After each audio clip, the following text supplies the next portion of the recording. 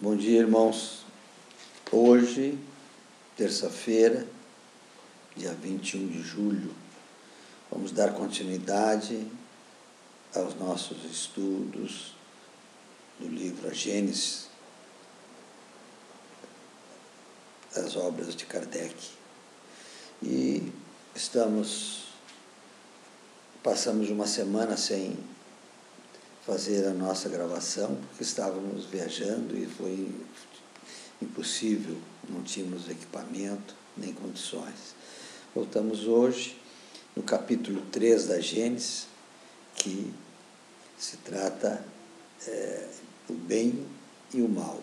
E dentro desse capítulo subdividido, as origens, agora estamos no subitem que fala sobre o instinto e a inteligência, mostrando essa diferença que já vemos na última gravação nossa.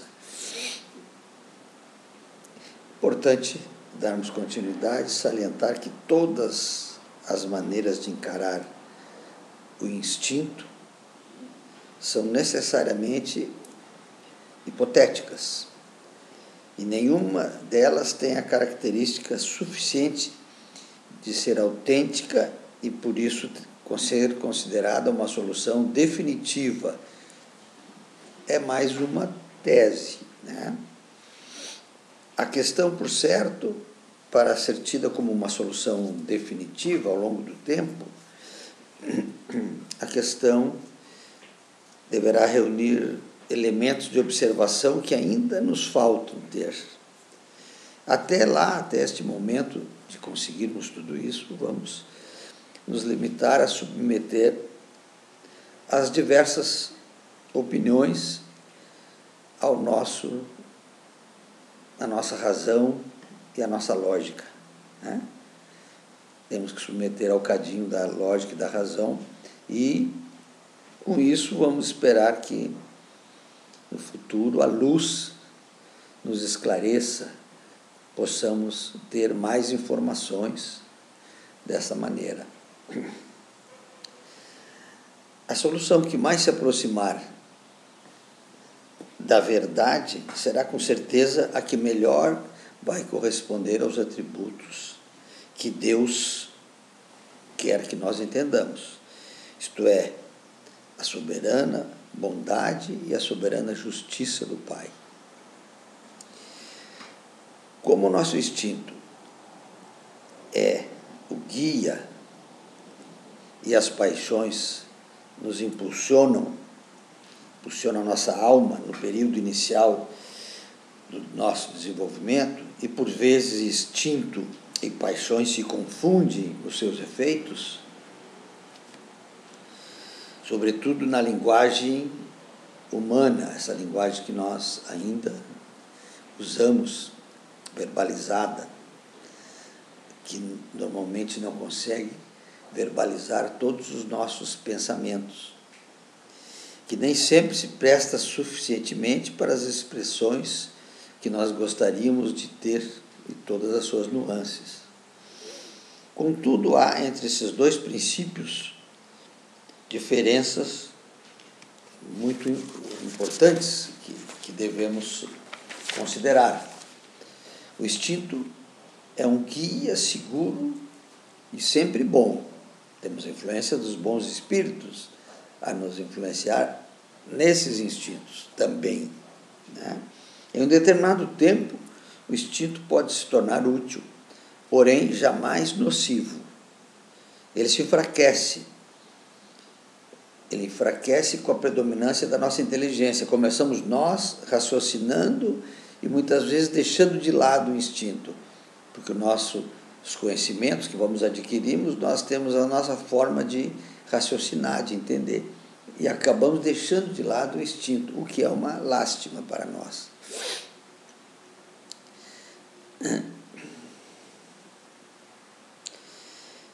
As paixões, que é o que nós temos nas nossas primeiras idades da nossa alma, quando estamos ainda no início de nossa evolução espiritual, têm em comum com o instinto o fato de que as criaturas são induzidas a elas por uma força igualmente inconsciente.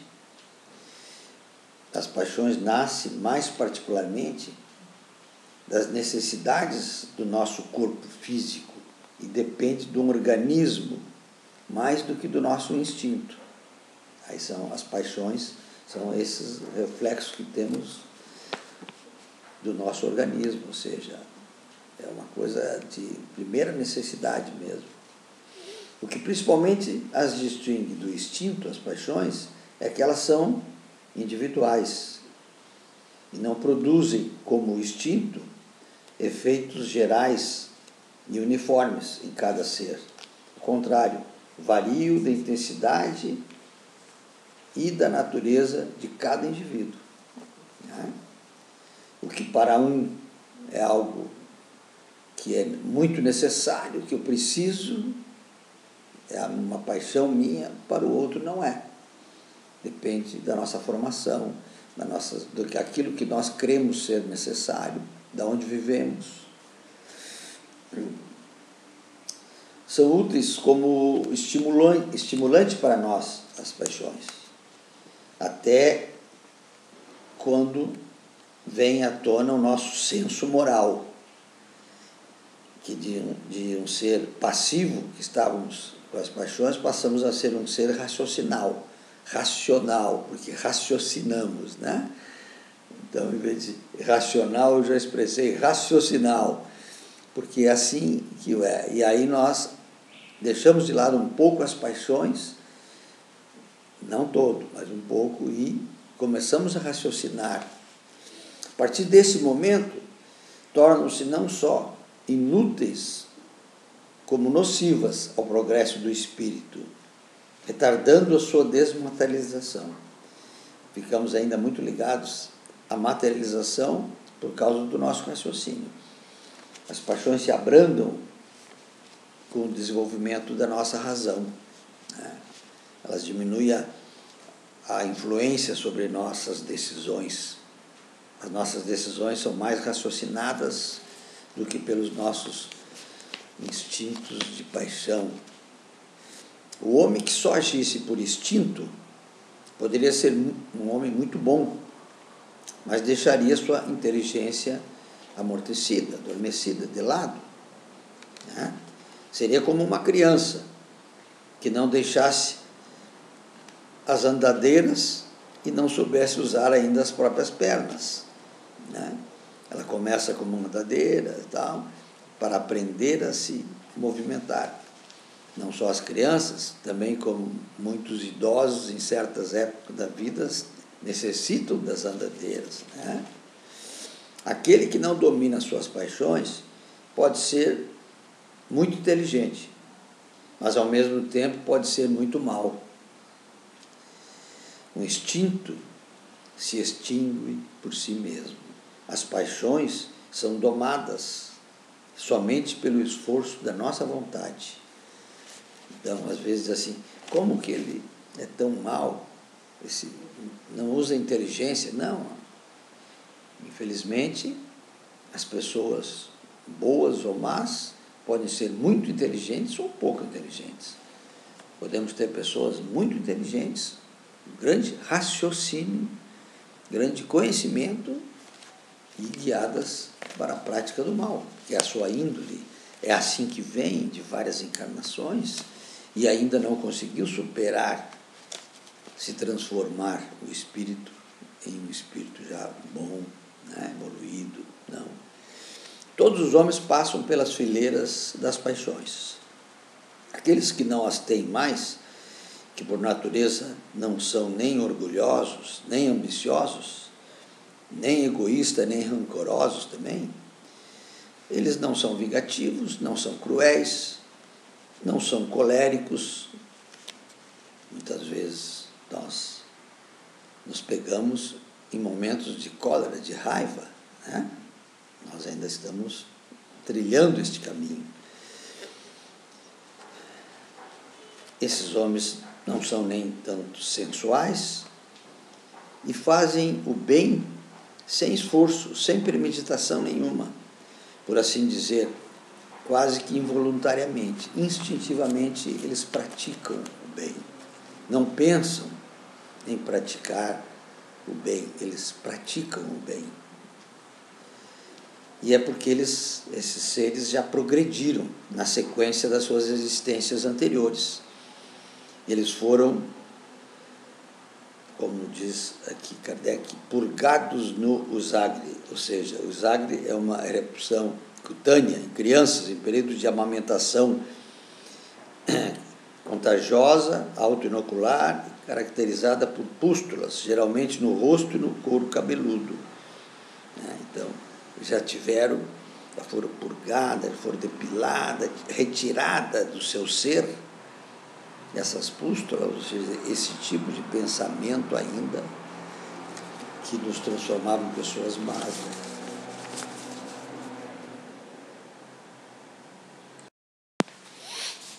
Desculpe, houve uma interferência aqui.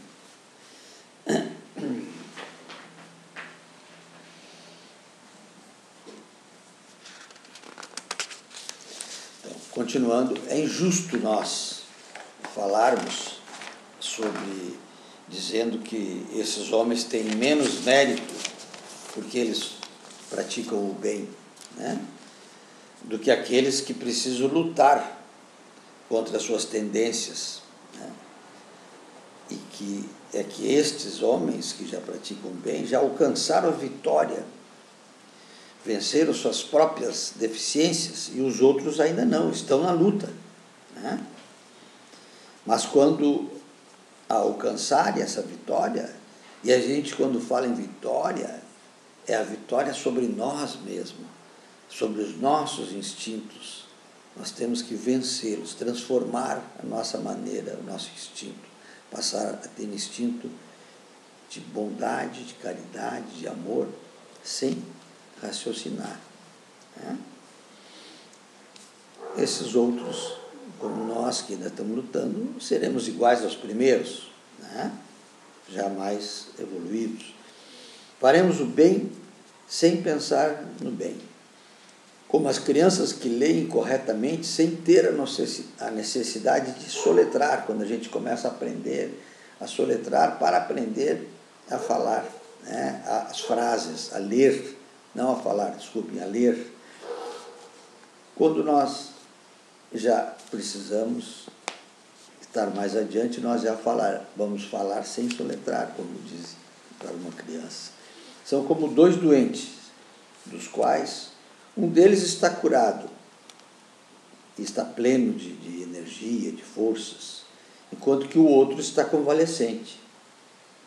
O outro ainda cambaleia ao caminhar, né?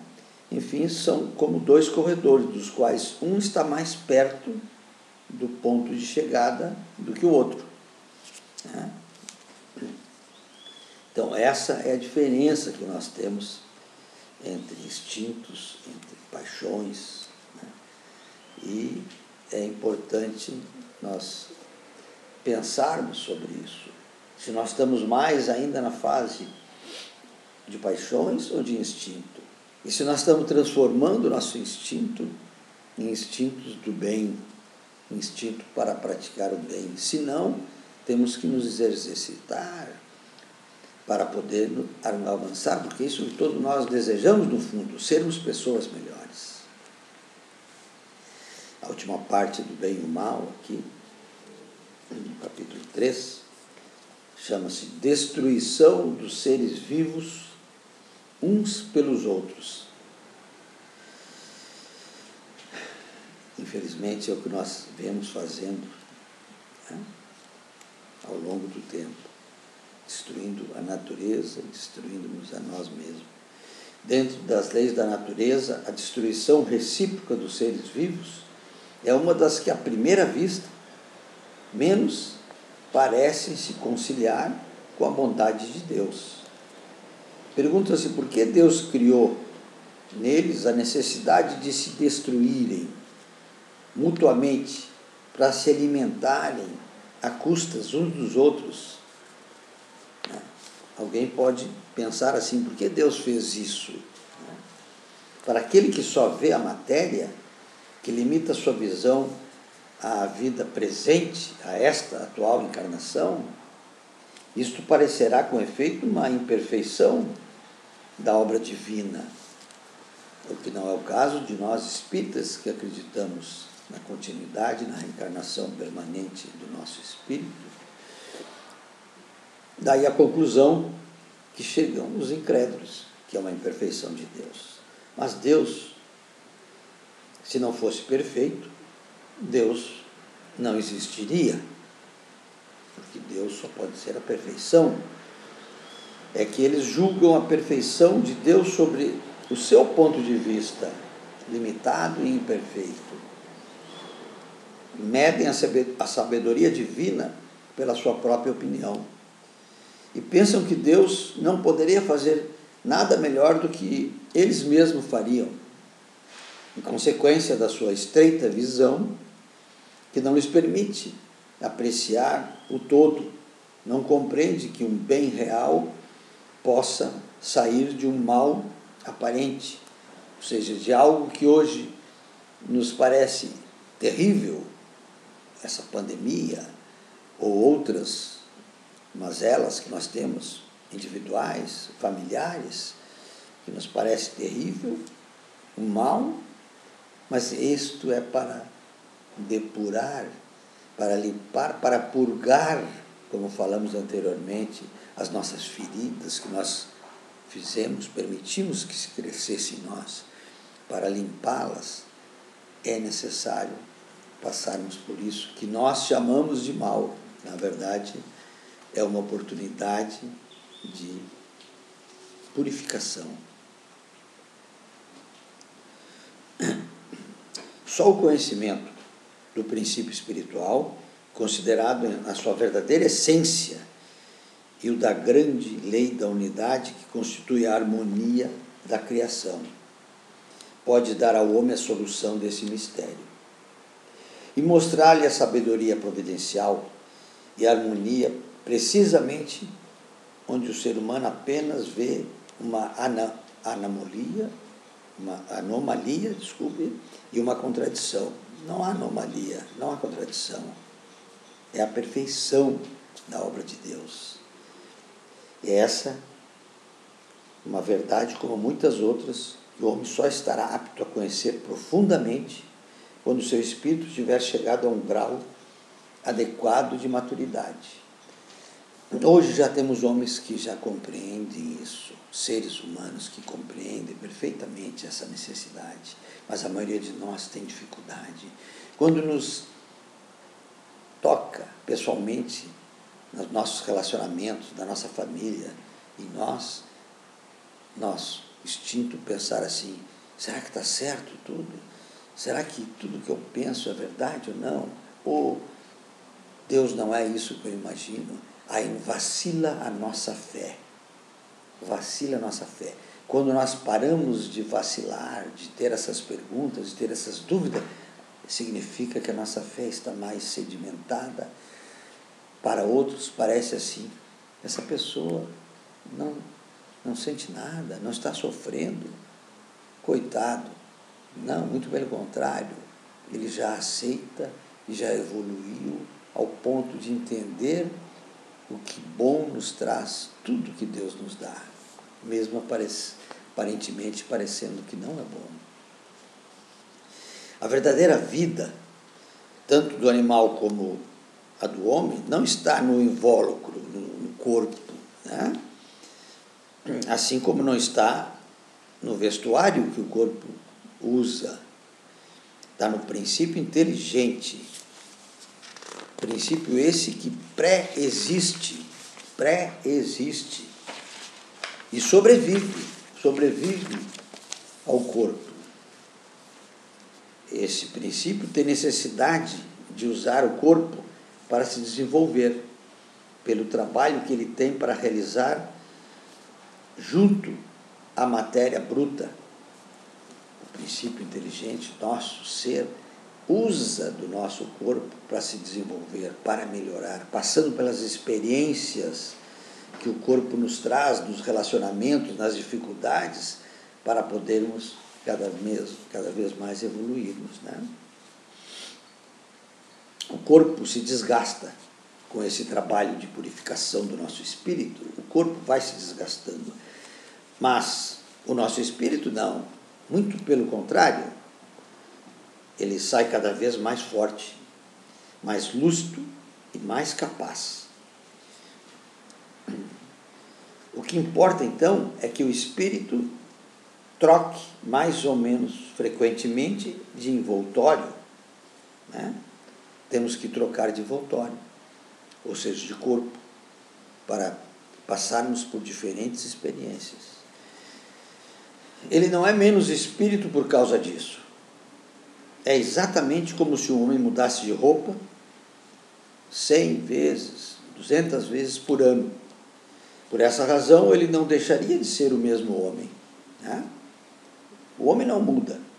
Ele pode até ter novas sensações de se sentir melhor, poder ir em outro ambiente, porque está vestido adequado àquele ambiente onde ele estava indo, mas é o mesmo ser. Ele pode só aprender novas situações. Pelo espetáculo incessante da destruição, Deus ensina aos homens o pouco caso que devem fazer do envoltório material e infunde no ser humano a ideia da vida espiritual, fazendo que desejem essa vida espiritual como uma compensação pelas dificuldades enquanto estão no envoltório do corpo, né? Deus dirá a alguém: não podia chegar ao mesmo resultado por outros meios, sem sujeitar os seres vivos a se destruírem? Bom, bem ousado seria aquele que pretenda penetrar nos desígnios e na sabedoria de Deus, de questionar os caminhos que Deus escolheu para nós evoluirmos. Muito pretensioso seria esse ser. Se tudo é sabedoria na obra de Deus, devemos supor que esta sabedoria não será maior em um ponto do que em outros. Em todos os pontos ela é perfeita. Se não o compreendemos, é devido à nossa dificuldade, à nossa falta de adiantamento, né, de conhecimento. Contudo, podemos tentar encontrar a razão de tal fato, tomando por base o seguinte princípio. Vamos ver. Deus deve ser infinitamente justo e sábio. Procuremos, então, nesse caso, em tudo a sua justiça e a sua sabedoria, e curvemo-nos diante do que ultrapassa o nosso entendimento. Não vamos questionar, vamos aceitar a nossa limitação de compreensão e que um dia, nesta, noutra ou em várias outras encarnações, vamos começar a evoluir, a entender melhor as razões do que se passa nas nossas experiências. Uma primeira utilidade que se apresenta dessa destruição do ser humano, sem dúvida, puramente física, é esta: os corpos orgânicos só se mantêm com a ajuda das matérias orgânicas. Só esta contém os elementos nutritivos necessários à sua transformação. Como os corpos, instrumentos da ação para o princípio inteligente, têm necessidade de ser constantemente renovados. A providência faz com que sirvam a sua mútua manutenção. E é por isso que os seres se alimentam uns dos outros. Então é o corpo que se alimenta do corpo, mas o espírito não é destruído nem alterado. Ele apenas fica despojado do seu envoltório. Há, além disso, considerações morais de ordem mais elevada. A luta é necessária para o desenvolvimento do espírito. É na luta que ele exerce as suas faculdades. Aquele que ataca para obter o seu alimento e aquele que se defende para conservar a vida usam de astúcia e de inteligência, aumentando por isso mesmo as suas forças intelectuais. Um dos dois sucumbe, mas efetivamente o que foi mais forte ou mais habilidoso tirou do mais fraco, é a questão. tirou? Será que ele tirou do mais fraco? A sua vestimenta de carne, nada mais. O espírito que não morreu tomará outra mais tarde. Ele tomou apenas a vestimenta. O ser ele não possui nunca. Aquilo que ele tirou, aquele ser, aquele espírito continuará com outra vestimenta e em outra vida, em outra encarnação. Nos seres inferiores da criação, naqueles em que o senso moral ainda não existe, em que a inteligência ainda não substituiu o instinto, né? A luta só pode ter por objetivo a satisfação de uma necessidade material. Ora, uma das necessidades materiais mais imperiosa é a de alimentação. Assim, eles lutam unicamente para viver, isto é, para conseguir ou defender uma presa, porque não poderiam ser estimulados para um objetivo mais elevado ainda. Assim são os animais irracionais, né?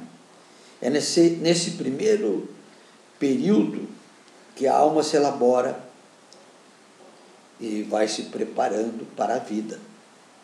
Quando ela alcança o grau de maturidade necessária para a sua transformação, recebe de Deus novas faculdades, recebe o livre arbítrio e o senso moral.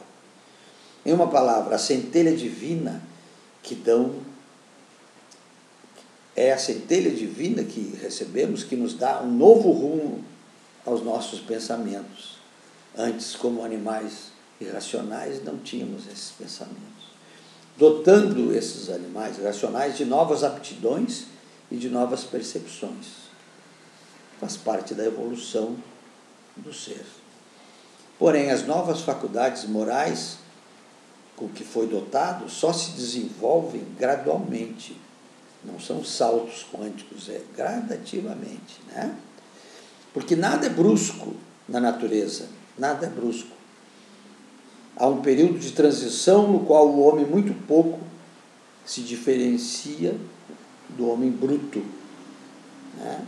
Nas primeiras idades, o instinto animal é que domina, e a luta tem por objetivo a satisfação das necessidades materiais. Mais tarde, o instinto animal e o sentimento moral se equilibram. O homem então luta, mas não mais para se alimentar, mas para satisfazer agora a sua ambição, seus desejos, o seu orgulho, a necessidade de dominar sobre os demais. Para isto, ele ainda precisa destruir para poder chegar lá. Mas à medida que o senso moral começa a prevalecer no ser humano, e a sensibilidade dele começa a se desenvolver, e a necessidade de destruir o próximo diminui e acaba mesmo por desaparecer, tornando-se até odiosa. O homem tem horror ao sangue. Entretanto, a luta é sempre necessária ao desenvolvimento do espírito, porque mesmo chegando neste ponto, que nos parece culminante nessa caminhada, ele ainda está longe de ser perfeito, longe. Só à custa da sua atividade é que ele adquire conhecimento e experiência. Mas então a luta de sangrenta e brutal que era, torna-se uma luta puramente intelectual. O homem luta contra as dificuldades e não mais contra os seus semelhantes. Então, a necessidade inicial do ser humano de sobrevivência, de se transformar no homem irracional, no homem racional, e deixar de lutar pela sua necessidade de sobrevivência do corpo físico para permanecer mais tempo nele, né, deverá com o tempo transformar-se numa briga intelectual para nós evoluirmos intelectualmente e não mais materialmente. Muitos já chegamos nesse ponto e muitos de nós também não chegamos, né? E nós, quando destruímos Não é só o outro ser humano, destruímos a natureza, que também com isso prejudicamos em grande escala muitos e muitos seres humanos, né? Tiramos as condições de sobrevivência melhor, de alimento, destruindo a natureza, trazendo ambiente nocivo à nossa sobrevivência no planeta, né? Ao nosso ar que respiramos, à nossa alimentação. Muitos estão pensando, não, eu estou destruindo ali, não estou atacando ninguém. Estamos destruindo pessoas quando destruímos a natureza, quando poluímos os rios, os mares, as ruas, os bueiros. Agora mesmo é uma barbárie as pessoas jogando. Por mês são retirados milhões e milhões de máscaras, provavelmente contaminadas pelo vírus Covid-19, e são encontradas nos mares. Aqueles que trabalham limpando os mares, trazendo com o rei das sujeiras, encontram milhões dessas máscaras todo mês, em todos os mares. Não é só no nosso país, nos nossos mares, em todos. Infelizmente, o ser humano ainda não enxerga o que ele está destruindo e, com isso, ainda tendo a necessidade da destruição para a sua sobrevivência, não está raciocinando com o seu intelecto, não está pensando na sua evolução moral. Temos poucos que assim o fazem e muitos que não o fazem. Hoje, termina o nosso capítulo 3, o bem e o mal do ser humano.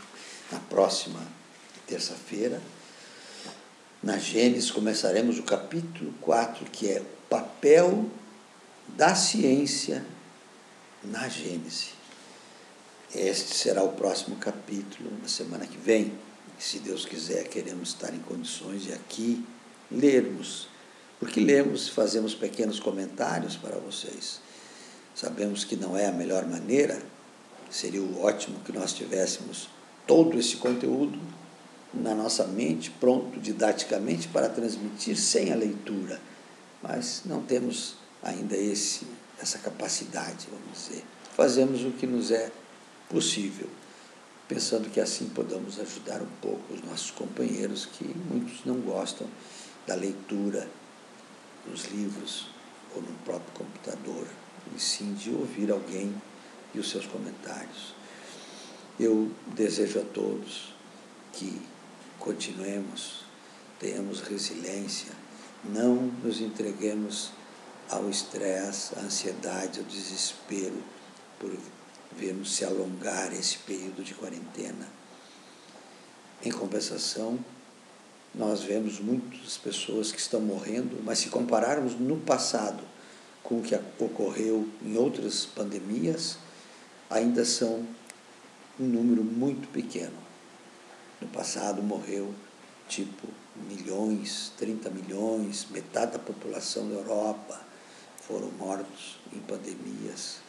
Hoje temos um número sempre lamentável, qualquer perda de cada um é lamentável, mas podemos e devemos aprender nessas situações e entender a bondade do Pai que nos faz possibilitar, raciocinar sobre tudo que está passando e a utilizarmos esse nosso tempo que devemos ficar mais unidos com os nossos familiares para estreitar esses laços, para nos entender e entender melhor os nossos queridos mais próximos, que muitas vezes, como eu sempre digo, nós ouvimos eles falar, mas não escutamos o que estão dizendo.